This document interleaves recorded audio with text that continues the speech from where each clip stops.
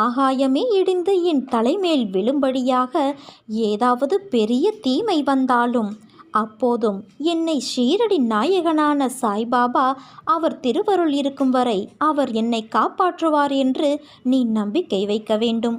ஒன்றை நினைவில் வைத்துக்கொள் குழந்தையே, நீ முடியாது என்று சொல்வதையெல்லாம் யாரோ ஒருவன் எங்கோ செய்து கொண்டு இருக்கிறான்.